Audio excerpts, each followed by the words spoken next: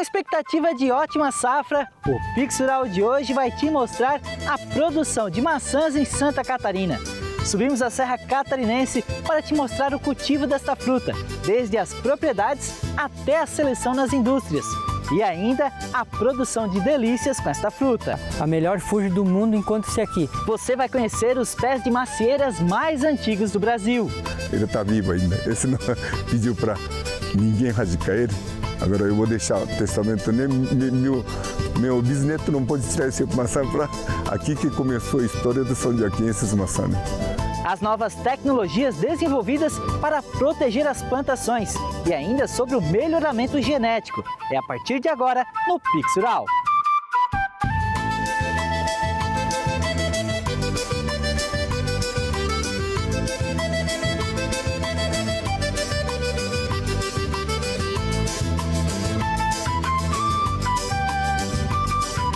Alô, amigo do campo! Está começando mais um Pix Rural para você que nos acompanha de todas as regiões.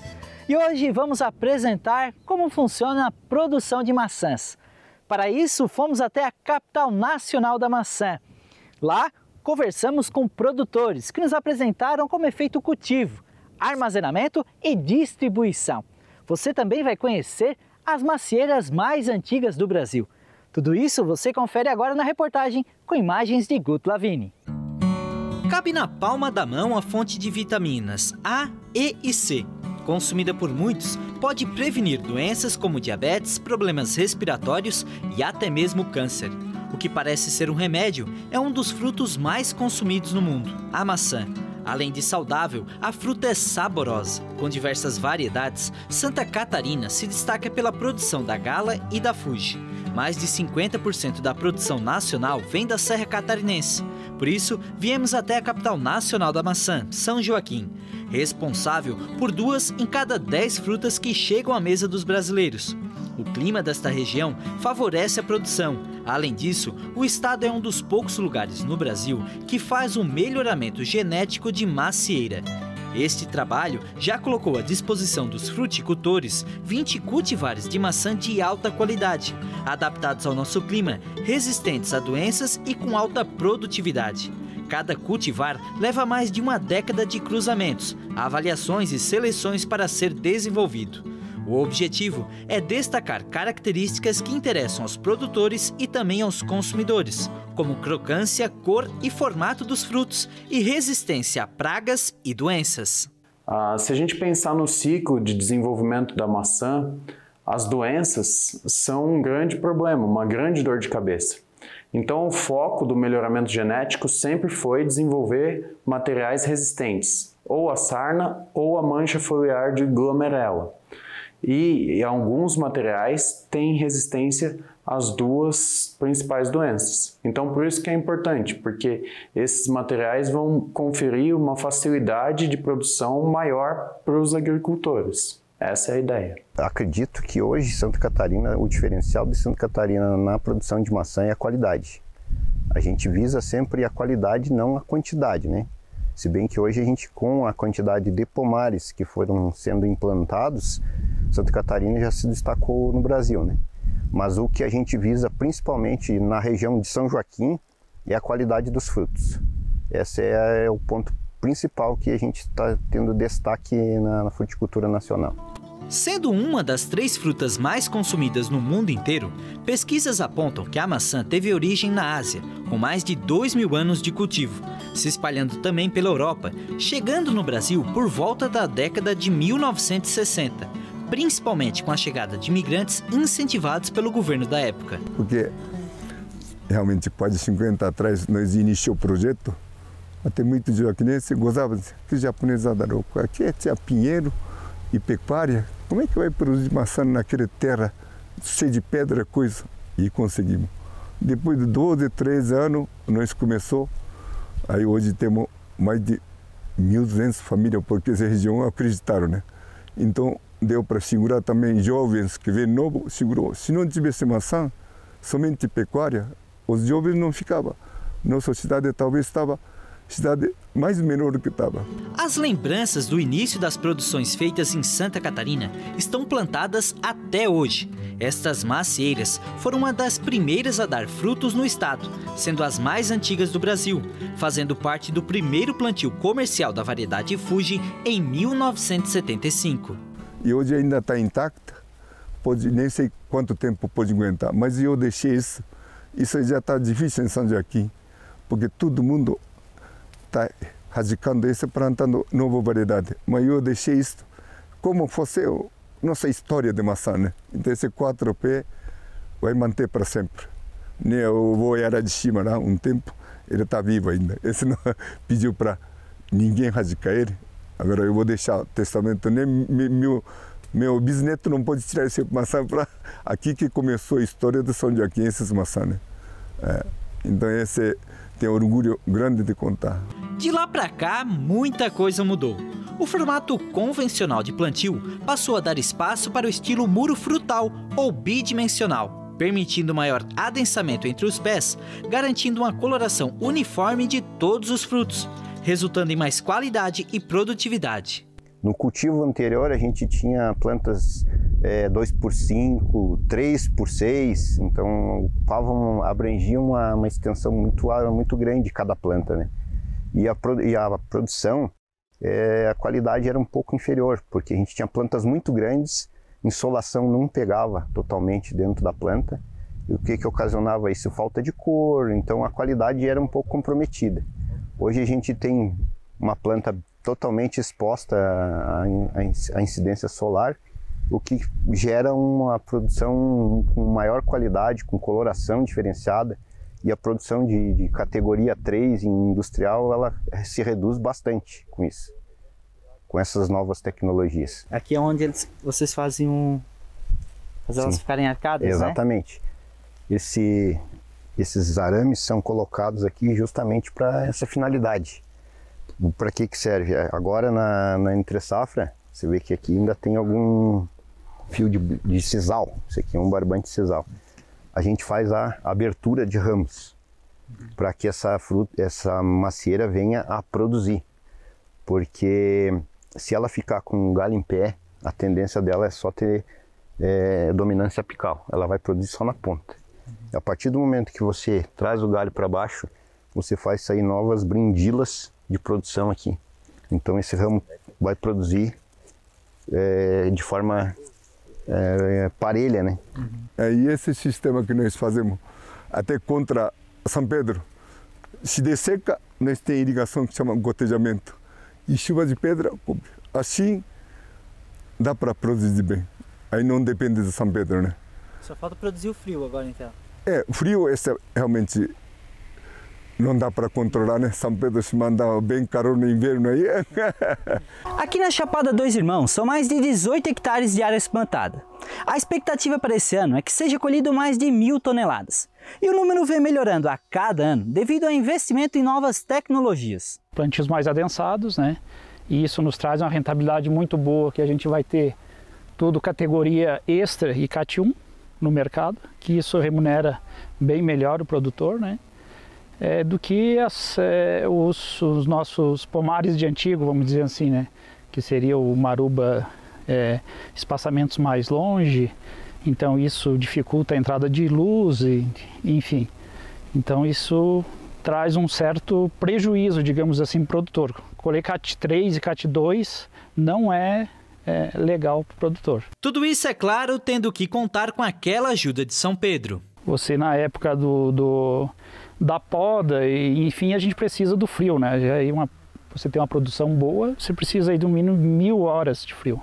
A florada também é um desafio para o produtor, porque ele depende de sol, depende de chuva, mas não em excesso a chuva, porque de repente acaba atrapalhando a polinização, a abelha não consegue trabalhar, né? Então é um desafio bem grande.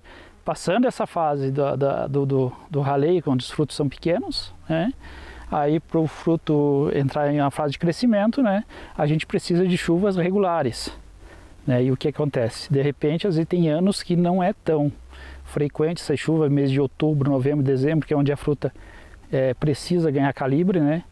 E às vezes o produtor passa por um perrengue bem grande, né? Então aí quem consegue às vezes ter um manejo de ter uma irrigação, né? Às vezes consegue se safar, né? E também as tempestades de granizo, né? Como vocês podem ver aqui a gente tem a tela antigranizo, né? Que hoje é fundamental na fruticultura, né? Outra região produz mais em curto maçã, não dá o comprimento boa, né? Aí é tudo clima que ajuda. E coloração também. Coloração é uma maçã, ele gosta durante o dia pode ser calor, mas noite frio. Essa mudança da temperatura da coloração da maçã. Isso é realmente, esse é só São Pedro que temperatura, né? Esse não tem, esse não é cultura que dá para cultivar no estufa. Se fosse hoje verdura, isso faz na estufa tudo, o homem comanda tudo, né? Mas esse clima só não tem jeito. Agora chuva em São Pedro, granizo, nós podemos controlar aqui para frente. Além do consumo in natura, a maçã é um ingrediente em diversas maravilhas, como geleias, cucas e até salgadinhos. Você vai conferir agora a importância desta fruta na economia do país. E além disso, os desafios do cultivo desta que é uma das frutas mais consumidas no mundo. Considerada uma das 3 frutas mais consumidas no mundo, a maçã depende de um clima adequado para o cultivo, necessitando de frio e chuva na quantidade certa, atributos encontrados na região sul do país, maior produtor do fruto.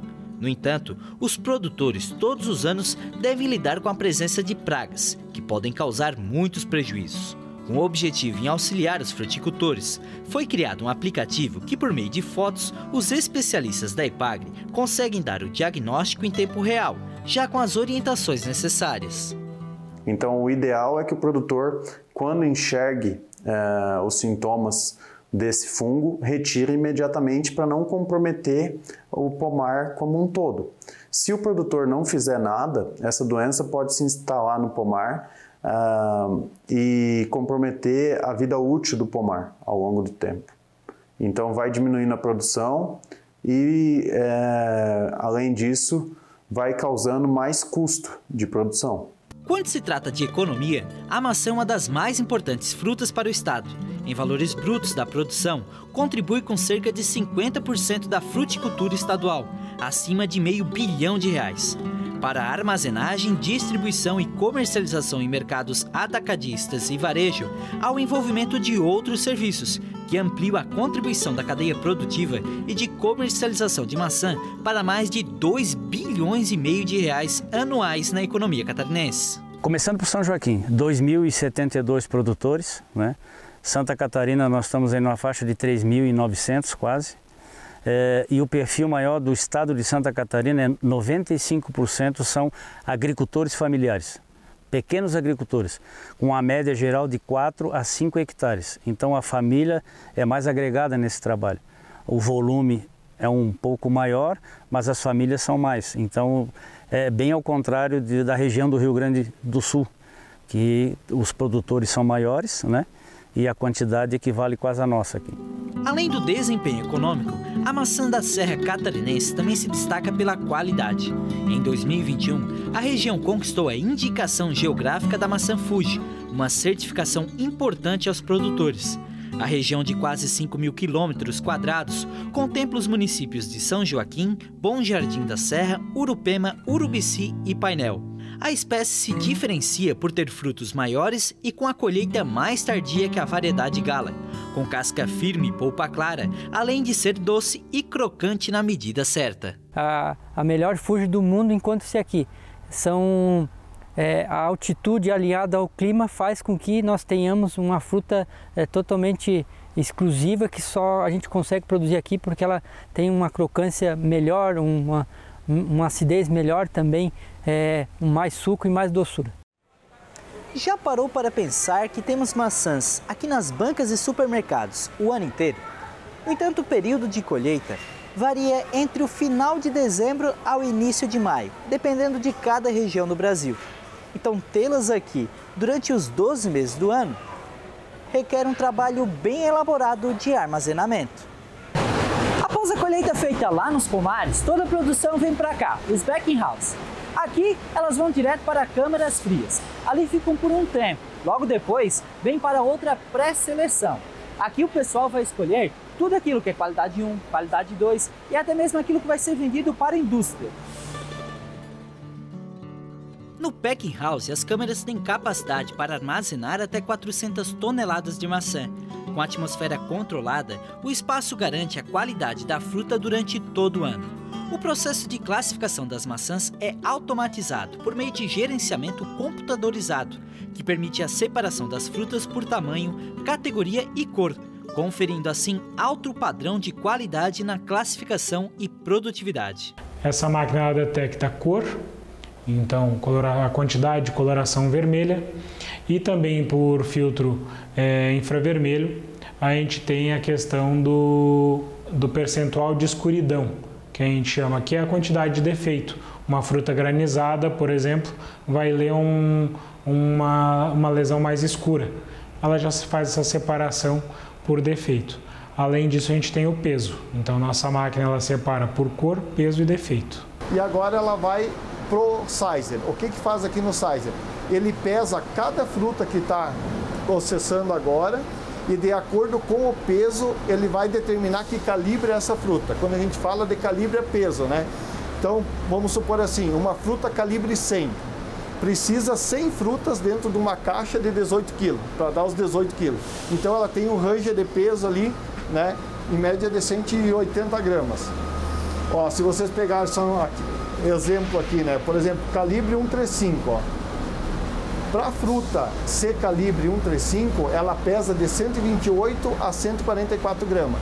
Então a máquina pesa ali, manda as informações para esse software e ele diz, opa, essa fruta pesou tantas gramas. Ela vai cair na saída 2, que é a saída 135. Então aqui são 16 saídas, cada saída dessa é um tamanho único de maçã. Aqui você começa a uniformizar daí. No ambiente aqui a gente está com 18% de oxigênio mais ou menos, né? Ali dentro de um espaço desse fica em torno de 1,5% só. Tipo a fruta ela entra num estado de dormência, digamos assim, né? Isso aí, para ela o que é? Ela respira menos e aguenta mais tempo, né? Ó, aqui é uma câmara fria, então a fruta veio lá do pomar.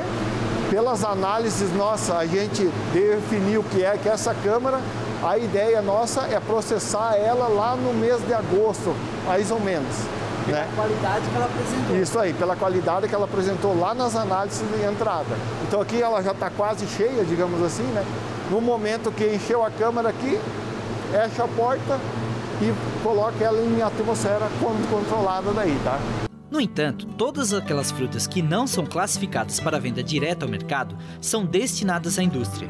Por lá, outras maravilhas podem ser feitas.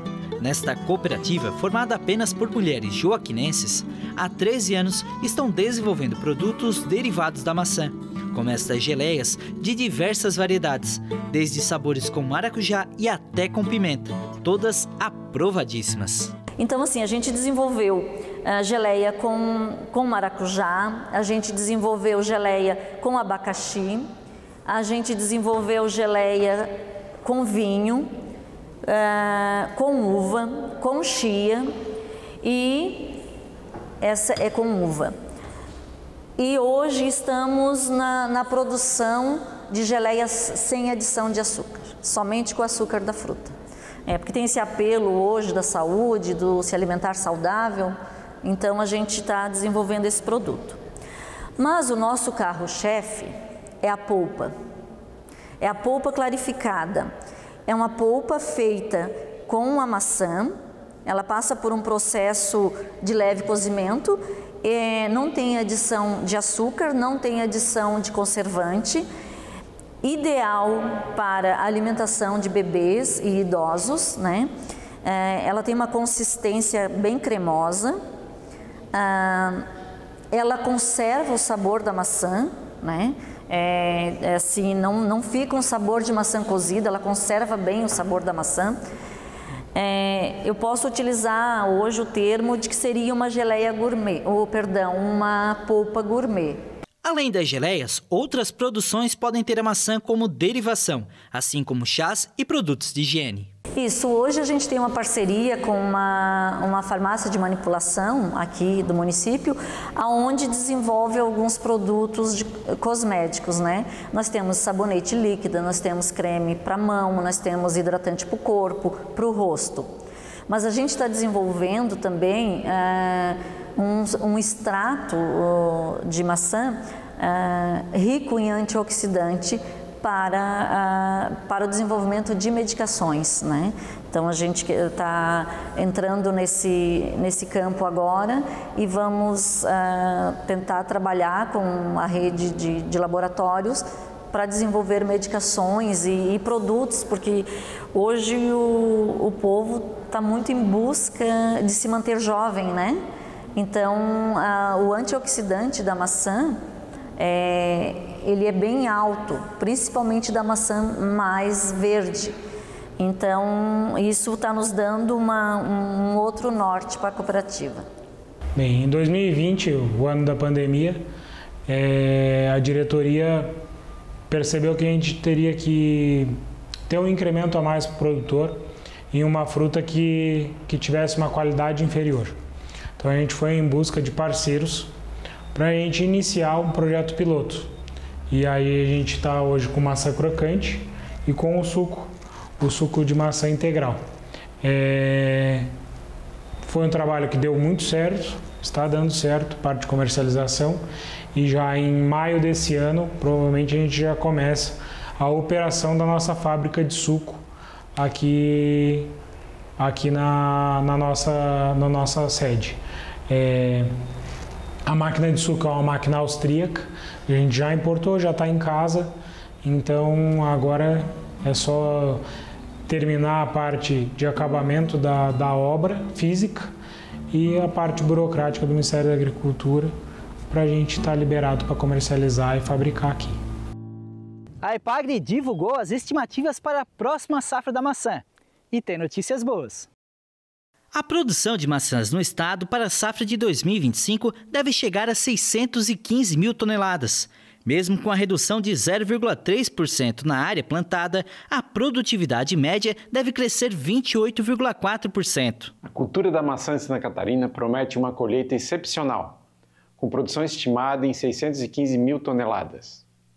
Isso representa um expressivo aumento de 28% em relação à safra anterior, superando as expectativas.